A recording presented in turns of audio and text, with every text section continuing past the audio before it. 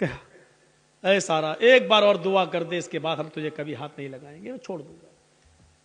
اس نے پھر دعا کر دی، اللہ اس کو ٹھیک کر دے، صحیح ہو گیا۔ لیکن کہتے نا اتنی خوبصورت تھی کہ اس کا دل مطمئن نہیں تھا۔ تیسری مرتبہ اس نے پھر بدعہدی کی اور پھر ہاتھ بڑھایا، پھر ہاتھ شل پڑ گیا، آگے نہیں بڑھا۔ کہتا ہے کہ میں قسم کھاتا ہوں اپنے رب کی جس کو وہ رب مانتا تھا، میں اپنے معبود کی، اپنے خدا کی قسم کھا کے کہتا ہوں اب ہاتھ نہیں لگاؤں گا، مجھے آخری بار معاف کر دے اور دعا کر۔ سارا نے پھر دعا کی، اس نے چھوڑ دیا اور اپنی لونڈی جانتے ہو، خادمہ، خدمت کرنے والی، جو اس بادشاہ کی لونڈی تھی، خادمہ، خدمت کرنے والی، ہاجرہ، اس نے وہ لونڈی سارا کو دے دی کہ یہ تم لے جاؤ اور یہ تمہارے راستے میں کام آئے گی، اس کو میں تمہیں دے رہا ہوں بطور گفٹ۔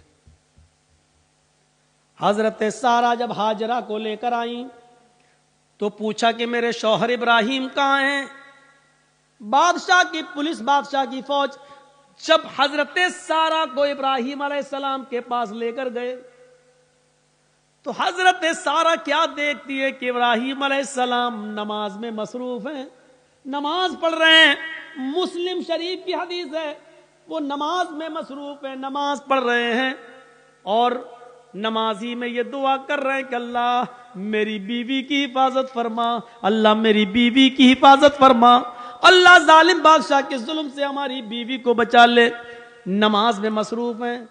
میرے بھائیوں، جب سارا کے اوپر مصیبت آئی اور ظالم بادشاہ نے جب ان کو پکڑا اور اپنے آغوش میں لینا چاہا تو ان کے پتی ابراہیم علیہ السلام نماز کے اندر گر جاتے ہیں، نماز میں مصروف ہو جاتے ہیں، نماز پڑھنا شروع کر دیتے ہیں۔